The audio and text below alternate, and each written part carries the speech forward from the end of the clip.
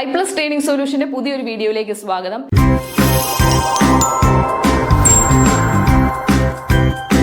ഇന്ന് നമ്മൾ ഡിസ്കസ് ചെയ്യാൻ പോകുന്നത് സെറ്റ് പേപ്പർ 2 കൊമേഴ്സിന്റെ കുറെ PYQ ക്വസ്റ്റ്യൻസ് ആണ്. ഒരു 5 ചോദ്യമാണ് ടീച്ചർ ഇന്ന് ഡിസ്കസ് ചെയ്യാൻ വേണ്ടി എടുത്തിരിക്കുന്നത്. നമുക്ക് അതൊന്ന് നോക്കിയാലോ.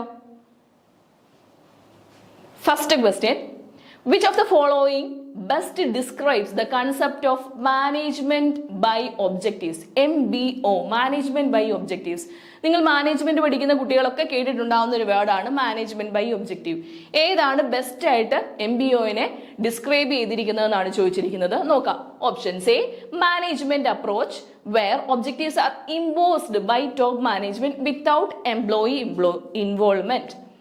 2, a strategy that focuses on delegating tasks without setting a clear objective.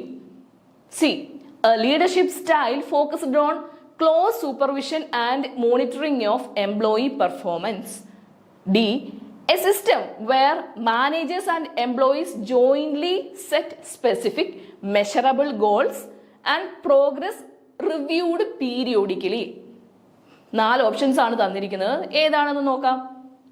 നിങ്ങൾക്ക് തന്നെ മനസ്സിലായി കാണും. MBO എന്ന് പറയുന്നത് മാനേജ്മെന്റും എംപ്ലോയീസും ഒരുമിച്ച് കൂട്ടായി ചേർന്ന് ഗോൾസ് പ്ലാൻ ചെയ്യുക, അതേപോലെ അത് മോണിറ്റർ ചെയ്യുക, പീരിയോഡിക്കലി അത് ഓക്കെ ആണോ എന്ന് വിലയിരുത്തുന്ന ആ ഒരു പ്രക്രിയ, ആ ഒരു പ്രോസസ്സിനെ പറയുന്നതാണ് MBO, മാനേജ്മെന്റ് ബൈ ഒബ്ജക്റ്റീവ്സ്. അങ്ങനെയാണെങ്കിൽ ഉത്തരം D ആണല്ലേ. കറക്റ്റ് ആൻസർ D ആണ്. A system wear managers and employees jointly set specific measurable goals and progress is reviewed periodically. Management by objectives is a management approach where managers and employees collaborate to set and agree upon a specific measurable, achievable, relevant and time bound goals. Okay, management by ഒബ്ജക്റ്റീവിനെ മറ്റൊരു പേരിലും അറിയപ്പെടുന്നുണ്ട് management by planning, MBP.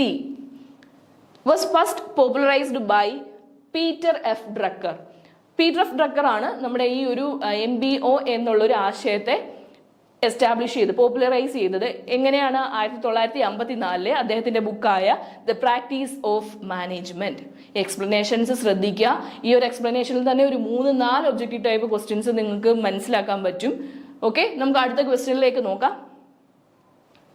The primary distinction between the vision and mission of an organization. നമ്മൾ പല കോളേജുകളിലൊക്കെ പോകുമ്പോൾ കണ്ടിട്ടുണ്ട് അവർ mission, അവർ vision എന്നൊക്കെ പറഞ്ഞുകൊണ്ട് അവിടെ എഴുതി വെക്കുക. എന്താണ് ഈ വിഷനും മിഷനും തമ്മിലുള്ള വ്യത്യാസം? ഓപ്ഷൻസ് നോക്കാം.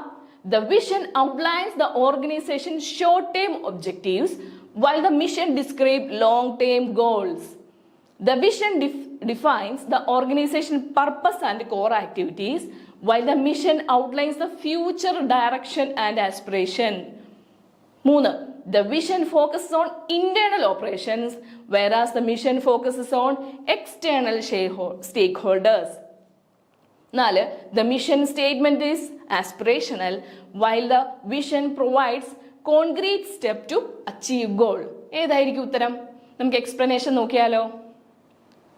The correct answer is B. The vision defines the organizational purpose and core activities while the mission outlines the future direction and aspiration. എന്താണ് മനസ്സിലായോ? വിഷൻ എന്ന് പറയുന്നത് നമ്മുടെ ദീർഘനാള്, കുറേ നാൾ കഴിയുമ്പോൾ, ഇപ്പം നമ്മൾ സെറ്റ് പഠിക്കുന്ന വിദ്യാർത്ഥികളാണല്ലേ. സെറ്റ് പഠിക്കുമ്പോൾ നമ്മുടെ ദീർഘവീക്ഷണം എന്തായിരിക്കും? ഞാൻ ഏതെങ്കിലും ഒരു സ്കൂളിലെ അല്ലെങ്കിൽ ഒരു ഹയർ സെക്കൻഡറി സ്കൂളിലെ അധ്യാപകനോ അധ്യാപികയോ ആയിട്ടിരിക്കുക എന്നുള്ളതാണ് എൻ്റെ വിഷൻ. എന്തായിരിക്കും എൻ്റെ മിഷൻ? മിഷൻ എന്ന് പറയുന്നത് the outlines the future directions and aspiration. അതിലേക്ക് എത്തിച്ചേരാൻ വേണ്ടിയിട്ടുള്ള എൻ്റെ ആ ഒരു വഴികളാണ്. ഇപ്പം ടീച്ചർ ആവണമെങ്കിൽ ഞാൻ എന്ത് ചെയ്യണം? ഡിഗ്രി അല്ലെങ്കിൽ PG കഴിയണം, അല്ലെങ്കിൽ BEd കഴിയണം, അത് കഴിഞ്ഞ് സെറ്റ് എഴുതിയെടുക്കണം, അത് കഴിഞ്ഞ് എന്തൊക്കെയോ ഇന്റർവ്യൂകൾ PSC എഴുതിയെടുക്കണം. അങ്ങനെയുള്ള സ്റ്റെപ്പായിട്ട് നമ്മൾ ആ വിഷനിലേക്ക് എത്തിച്ചേരുന്ന ആ ചുവടുകളെയാണ് നമ്മൾ എന്ത് പറയുക? മിഷൻ എന്ന് പറയുക. നോക്കാം. The vision is your dream destination, A picture of where you want your company to be. ഇവിടെ ഒരു കമ്പനിയുടെ കേസാണ് പറഞ്ഞതുകൊണ്ട് ആ കമ്പനി എവിടെ എത്തിച്ചേരുന്നു എന്നുള്ളതാണ് ആ ഒരു ഓർഗനൈസേഷന്റെ vision. Meanwhile, the mission is your game plan, the step-by-step route that outlines how you will get there. എങ്ങനെ അവിടെ എത്തിച്ചേരുന്നു എന്നുള്ളതാണ് എന്ത്? Mission. It's all about your daily action to make that dream reality. ആ സ്വപ്നത്തിലേക്ക് എത്തിച്ചേരാനുള്ള നമ്മളുടെ ഓരോ ആക്ഷനെയും നമ്മൾ എന്ത് പറയും? മിഷൻ എന്ന് പറയും. അടുത്ത ചോദ്യത്തിലേക്ക് പോയാലോ? The management function which involves guiding and leading employees to achieve organizational goals. ഒരു ഓർഗനൈസേഷനിലെ എംപ്ലോയീസിനെ ഗൈഡ് ചെയ്യുകയും ലീഡ് ചെയ്യുകയും ചെയ്യുന്ന ആ ഒരു പ്രോസസ്സിനെ നമ്മൾ എന്താണ് പറയുക? മാനേജ്മെന്റ് ഫംഗ്ഷൻ 5 അതിൽ ഒരെണ്ണമാണ്. ഏതാണെന്ന് നോക്കാം. കൺട്രോളിംഗ് ആണോ, ഓർഗനൈസിംഗ് ആണോ, പ്ലാനിംഗ് ആണോ, ഡയറക്റ്റിംഗ് ആണോ? എന്തായിരിക്കും? ഡയറക്റ്റിംഗ് ആണല്ലേ. നോക്കാം. The correct answer is directing. Directing is the management functions that focuses on leading, guiding and motivating employees to achieve their organizational goal. നമ്മുടെ ഓർഗനൈസേഷൻ ഗോളിലേക്ക് എത്തിച്ചേരാൻ വേണ്ടി നമ്മുടെ എംപ്ലോയീസിനെ ലീഡ് ചെയ്യുക, അവരെ ഗൈഡ് ചെയ്യുക, അവരെ മോട്ടിവേറ്റ് ചെയ്യുക, ഈ കാര്യങ്ങളൊക്കെ ചെയ്യുന്നതിനെയാണ് എന്ത് പറയുക? ഡയറക്റ്റിംഗ് എന്ന് പറയുക. ഡയറക്റ്റിംഗിൽ 4 എസെൻഷ്യൽ എലമെന്റ്സ് അല്ലെ ഫാക്ടേഴ്സ് ഉണ്ട്. Communication, supervision, motivation and leadership. മറന്നു പോകരുത്. ഡയറക്റ്റിംഗിലെ 4 ഫാക്ടേഴ്സ് ഏതൊക്കെയാണ്? എലമെന്റ്സ് ഏതൊക്കെയാണ്? Communication, supervision, motivation and leadership. ഒരു പിക്ചർ കണ്ടില്ലേ? ലീഡർ അല്ലെങ്കിൽ ഡയറക്റ്റ് ചെയ്യുന്ന ആൾ, മാനേജ്മെന്റ് തന്റെ സബോർഡിനേറ്റ്സിനെ ലീഡ് ചെയ്ത് കൊണ്ടുപോവാണ്, ഗൈഡ് ചെയ്ത് കൊണ്ടുപോവാണ് അല്ലേ? അടുത്ത ക്വസ്റ്റ്യൻ നോക്കാം. The first step in strategic management process.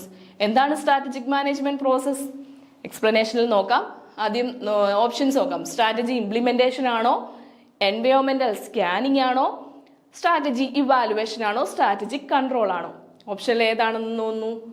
Explanation നോക്കിയാലോ? The correct answer is environmental scanning. എന്താണ് strategic management process? Strategic management process is a structured approach organizations use to define their vision, analyze their environment, formulate strategies, implement them and evaluate their effectiveness. നമ്മളുടെ ആ ഒരു company, നമ്മുടെ ആ ഒരു ഓർഗനൈസേഷന്റെ ലക്ഷ്യത്തിലേക്ക് എത്തിച്ചേരാൻ വേണ്ടിയിട്ട് നമ്മൾ പ്രവർത്തിക്കുന്ന എല്ലാ കാര്യങ്ങളും എന്തിൽ ഉൾപ്പെടും? ദ സ്ട്രാറ്റജിക് മാനേജ്മെന്റ് പ്രോസസ്സിനകത്തിൽ ഉൾപ്പെടും. എന്തൊക്കെയായിരിക്കും അവ? നമ്മുടെ എൻവയോൺമെന്റ്, നമ്മുടെ സമൂഹത്തെക്കുറിച്ച് പഠിക്കണം. അതേപോലെ സ്ട്രാറ്റജീസ്, പുതിയ സ്ട്രാറ്റജീസുകൾ അഡോപ്റ്റ് ചെയ്യണം അല്ലേ? തന്ത്രങ്ങൾ മെനയണ്ടേ ഈ കോമ്പറ്റീറ്റീവ് വേൾഡിൽ ജീവിച്ചു പോകാൻ അല്ലെ? ഓർഗനൈസേഷൻ മുന്നോട്ട് പോകാൻ ഇപ്പം സ്ട്രാറ്റജീസ് ഫോർമുലേറ്റ് ചെയ്യണം, അത് ഇംപ്ലിമെന്റ് ചെയ്യണം. അത് ഓക്കെ ആണോ, നമ്മുടെ പ്ലാനിങ്ങിനനുസരിച്ച് വരുന്നുണ്ടോ എന്ന് നമ്മൾ എന്ത് ചെയ്യണം? മോണിറ്റർ ചെയ്യണം. ഈ കാര്യങ്ങളെല്ലാം വരുന്നതിനെയാണ് എന്ത് പറയാ? സ്ട്രാറ്റജിക് മാനേജ്മെന്റ് പ്രോസസ് എന്ന് പറയാം. എന്തൊക്കെയായിരിക്കും സ്ട്രാറ്റജിക് മാനേജ്മെന്റിന്റെ പ്രോസസ്? സ്റ്റെപ്പുകൾ എന്തൊക്കെയാണ് നോക്കാം. എൻവയോൺമെന്റൽ സ്കാനിങ്. നമ്മുടെ സമൂഹം, നമ്മുടെ പരിസ്ഥിതിയെ പറ്റി നമ്മൾ പഠിക്കണം. എൻവയോൺമെന്റൽ സ്കാനിങ്. സ്ട്രാറ്റജി ഫോർമുലേറ്റ് ചെയ്യണം, സ്ട്രാറ്റജി ഇംപ്ലിമെന്റ് ചെയ്യുക, സ്ട്രാറ്റജി ഇവാലുവേറ്റ് ചെയ്യുക, വേണ്ടുന്ന കറക്റ്റ് സ്റ്റെപ്പുകൾ എടുക്കുക. ഇതൊക്കെയാണ് സ്ട്രാറ്റജിക് മാനേജ്മെന്റിന്റെ പ്രോസസ്. നമുക്ക് ഇപ്പൊ നമ്മൾ 5 ക്വസ്റ്റ്യൻസ് പഠിച്ചു കഴിഞ്ഞു. 5ാമത്തെ ക്വസ്റ്റ്യൻ ആണ്, നോക്കാം. Expand BPR. BPR എന്താണ്? ബിസിനസ് പ്രോസസ് റീ എഞ്ചിനീയറിംഗ് ആണോ, ബിസിനസ് പ്രോസസ് റീ ഓർഗനൈസിംഗ് ആണോ, ബിസിനസ് പ്രോഗ്രാം റീ എഞ്ചിനീയറിംഗ് ആണോ, ബിസിനസ് പ്രോഗ്രാം റീ ഓർഗനൈസിംഗ് ആണോ? കൺഫ്യൂസ്ഡ് ആയോ? നോക്കാം എന്താണ് ആൻസർ നോക്കാം.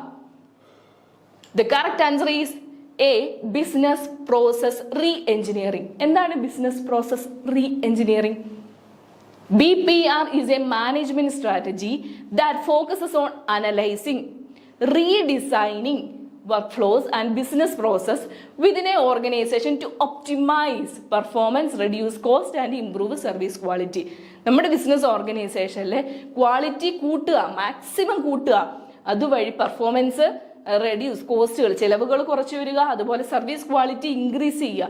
ഈ ഒരു കാര്യത്തിന് വേണ്ടി നമ്മുടെ സ്ട്രാറ്റജി വിശകലനം ചെയ്യുക. ചിലപ്പോൾ നമ്മുടെ സ്ട്രാറ്റജിയിൽ തന്ത്രങ്ങളിൽ വ്യത്യാസം വരുത്തിയേക്കാം, തെറ്റുകൾ സംഭവിച്ചു പോയേക്കാം. നമ്മളുടെ ഓരോ കാലാവസ്ഥ മാറുന്നതിനനുസരിച്ചും ഓരോ വർഷങ്ങൾ കഴിയുന്നതിനനുസരിച്ചും ചിലപ്പോൾ നമ്മളുടെ വിഷനത്തിൽ ചേഞ്ച് വന്നേക്കാം. ഇതിനെ റീ എഞ്ചിനീയർ ചെയ്യുന്നതിനെയാണ് ചിലപ്പോൾ ഈ സ്ട്രാറ്റജിയിൽ റീഡിസൈൻ, അനലൈസ് ചെയ്യുമ്പോൾ റീഡിസൈനിങ് വരുന്ന ആ ഒരു അവസ്ഥയാണ് നമ്മൾ എന്ത് പറയാ? ബിസിനസ് പ്രോസസ് റീ എഞ്ചിനീയറിംഗ് എന്ന് പറയുന്നത്. മനസ്സിലായെന്ന് വിശ്വസിക്കുന്നു. നമ്മൾ 5 ചോദ്യമാണ് ഇന്നിവിടെ പഠിച്ചത്, 5 പ്രീവിയസ് ഇയർ ക്വസ്റ്റ്യൻസ് ആണ് പഠിച്ചത്. പക്ഷെ 5 പഠിച്ചെങ്കിലും നമ്മൾ അതിൽ കൂടുതൽ കാര്യങ്ങൾ ഓരോ എക്സ്പ്ലനേഷനിലൂടെ പഠിച്ചു അല്ലേ. എല്ലാം മനസ്സിലാക്കാൻ ശ്രമിക്കുക, എഴുതി വെക്കാൻ ശ്രമിക്കുക. നമ്മൾ വീണ്ടും ഇതുപോലെ PYQ ഡിസ്കഷനിൽ കൂടി നമുക്ക് നേരിട്ട് കാണാം. ശരി, ഓക്കെ, ബൈ.